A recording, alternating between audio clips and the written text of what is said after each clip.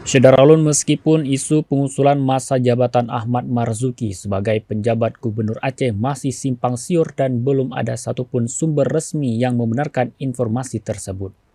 Namun karangan berisikan ucapan selamat atas perpanjangan jabatan sebagai PJ Gubernur Aceh memenuhi sisi depan kantor Dewan Perwakilan Rakyat Aceh pada Selasa 4 Juli 2023. Seperti yang diketahui, informasi perpanjangan Ahmad Marzuki merebak setelah adanya petikan keputusan Presiden tentang perpanjangan masa jabatan penjabat Gubernur Aceh periode 2023-2024.